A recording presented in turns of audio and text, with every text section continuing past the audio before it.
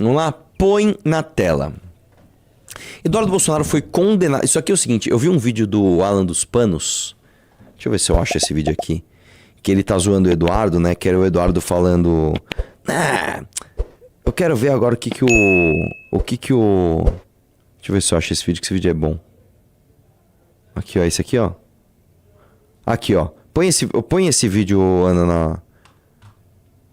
Vai, celular maldito. Mandando detalhe aqui, ó. Põe esse vídeo na tela aqui, ó. Antes da gente ver a notícia, põe esse vídeo na tela, porque é o seguinte, cara, eu apostei lá com o Paulo Figueiredo, lembra? Da Lemagnits, que os caras me zoaram. Pois é, vocês apostaram algo muito pior. Vocês apostaram, né? Vocês apostaram o próprio, né? Pôs na reta. Então vamos ver o que aconteceu. Dá play nesse vídeo aí, ó. O desafio, o Alexandre de Moraes não tem mais como dobrar a aposta, acabaram as fichas dele, o que ele vai fazer? Né? Diante do todo exposto da farto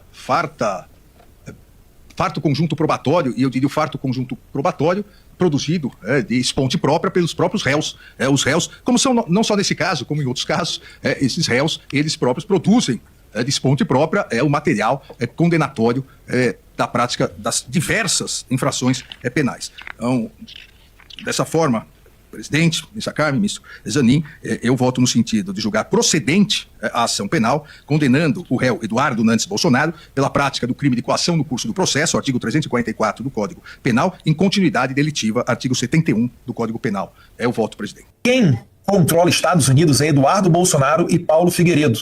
Eu estou falando que aquilo que é estratégico, aquilo que sai do Brasil para chegar às autoridades aqui, obrigatoriamente passa por Eduardo Bolsonaro e Paulo Figueiredo. A gente já aceitou o desafio, o Alexandre de Moraes não tem mais como dobrar a aposta, acabaram as fichas dele, o que ele vai fazer?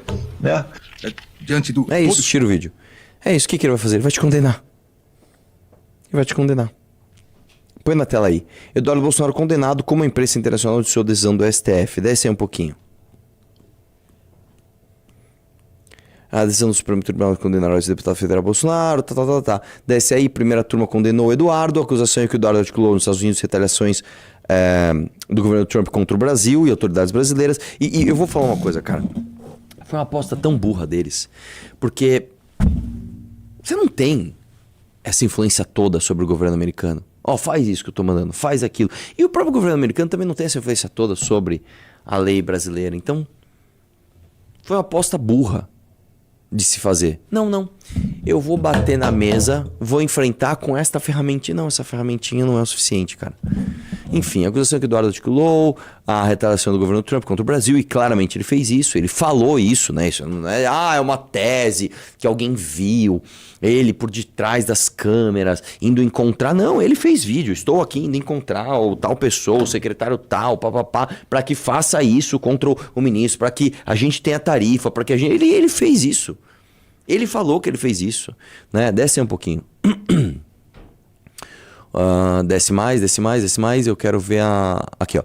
A Times de Londres notificou: o filho de Jair Bolsonaro condenado por fazer lobby nos Estados Unidos em relação a julgamento sobre golpe. Né? Nos Estados Unidos ele tem se empenhado para ganhar apoio, principalmente do governo Trump, para seu pai. Desce um pouquinho. Rede Al Jazeera, um dos principais canais de notícias do mundo árabe, noticiou: a condenação é o mais recente revés jurídico para a família Bolsonaro, que continua sendo uma força dominante na direita, da direita na política brasileira. Desce mais. Vamos ver o que mais tem. NBC, o ex-parlamentar mora no Texas desde 25, né? Destacou em seu site que os advogados de Eduardo Bolsonaro contestam o veredito. Né? A Câmara dos Deputados já havia tal, desce um pouquinho mais. A Reuters falou que a decisão de terça-feira torna Eduardo Bolsonaro inelegível para concorrer a cargos públicos no Brasil por 8 anos. Desce mais. E é isso, né? E é isso. Então,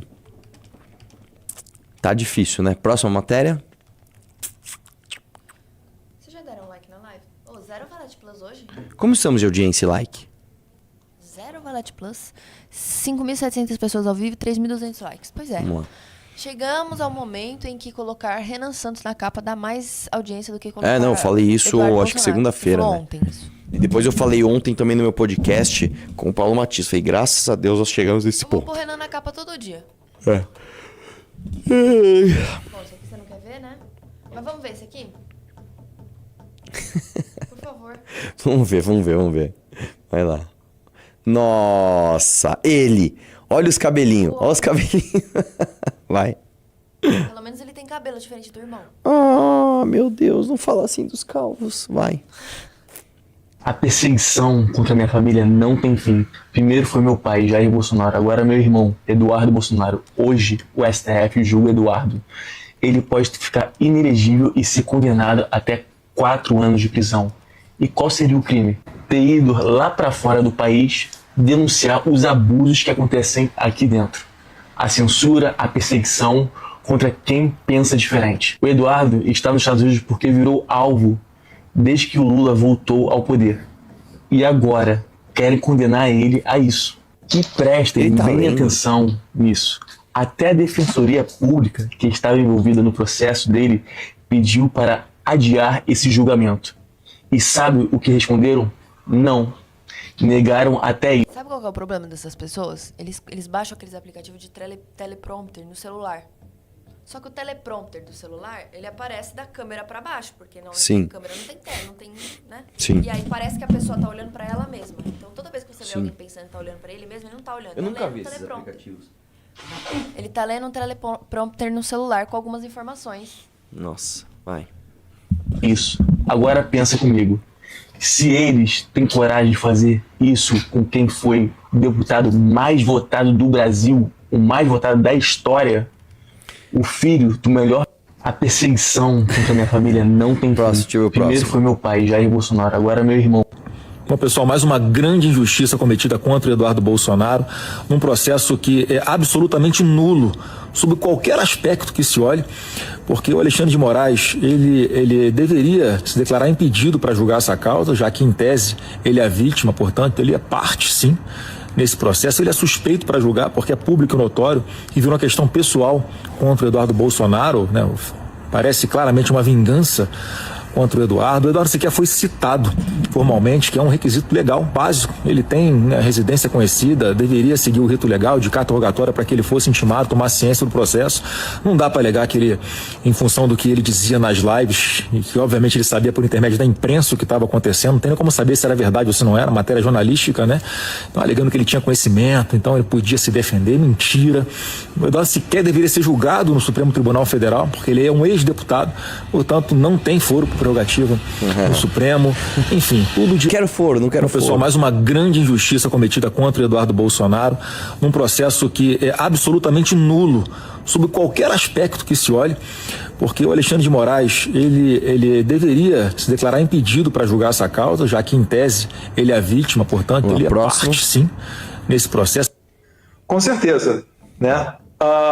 Mais uma vez, fazendo uma análise em tese, mas, basicamente, o que o STF fez foi chamar a administração Trump de organização criminosa, porque eu estou sendo condenado por ter me relacionado com autoridades do governo e do Congresso americano.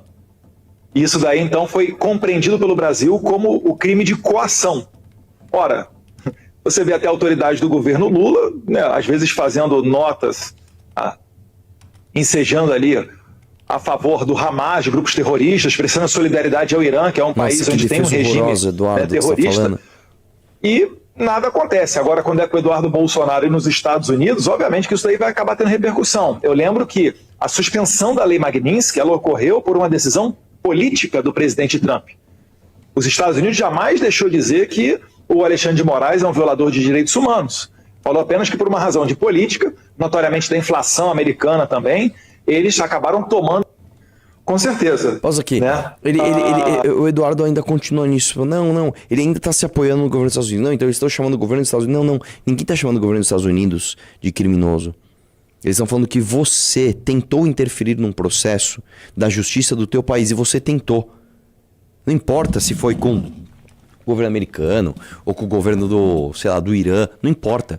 Você tentou usar da sua influência como filho de um presidente, com uma pessoa com fama, com uma pessoa com cargo, tá? Você tentou usar da sua influência para que um governo estrangeiro interferisse num processo da justiça do teu país. Isso é crime, cara. Foi uma coisa muito burra que você fez. Foi uma coisa muito burra, né? E no meio de tudo isso, o que o Flávio Bolsonaro faz? Ele solta esse vídeo aí, cara, que é uma coisa meio... se o Zelensky fez... Porque assim, Você sabe que o Zelensky na Ucrânia, ele era humorista. O que foi? Nada. E aí ele tem um vídeo do Zelensky que ele entra no Congresso, lá como se fosse lá, com 2 metralhadoras e atira em todo mundo, né? E aí, tipo, eles jogam os políticos no lixo, não sei o que lá. Aí eu acho que o Flávio Bolsonaro falou, vamos fazer a mesma coisa? Você só esqueceu, Flávio, que você é político, né? Que você é um cara que tá na política há não sei quantos anos, seu pai foi deputado por 30 anos, foi presidente, você é amigo dos caras do STF, inclusive do Gilmar, que tá te salvando. Então, né? Põe na tela aí. Vamos lá. Vai lá. Tira muito. Olha o... Pegou umas aulas com o Marcos Duval? Nossa senhora. Olha lá, pessoal.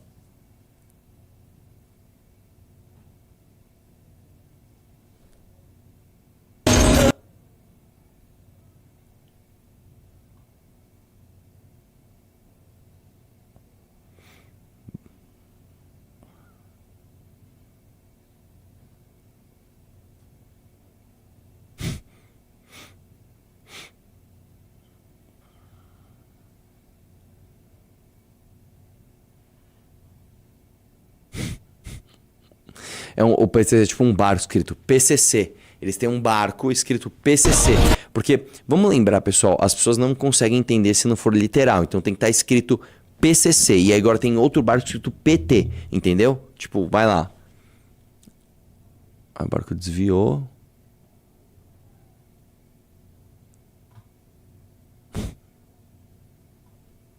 Eu não posso acreditar nisso, cara. Não. Acabou? Então do PT eles não conseguiram pegar isso. Como é que pode, né, cara? Como é que pode isso, né, velho? Como é que pode esse país ser assim, né, velho? As pessoas vão lá e ficam...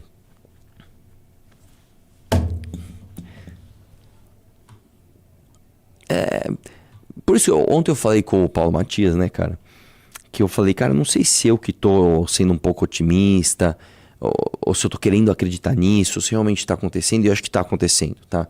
E o Paulo Matias concordou comigo, que as pessoas estão começando a demandar um pouco mais de qualidade na comunicação, né? Principalmente na comunicação política. Porque quem exige má qualidade vai ficar cada vez pior, porque é uma galera com um cérebro tão burro que você precisa, para atingir essas massas, ficar simplificando cada vez mais. Você assistiu o filme Backrooms? Eu assisti. É um filme ok, mas um filme 5,5, vai. Filme 6, vai, nota 6. O que acontece? O que é o backroom? O backroom é uma visão distorcida, né? Como se seu subconsciente ele pegasse os seus traumas e colocasse... Sabe quando você tem aqueles pesadelos esquisitos que você não enxerga as coisas diferentes? Você enxerga a ideia daquela coisa? Então backroom é mais ou menos isso.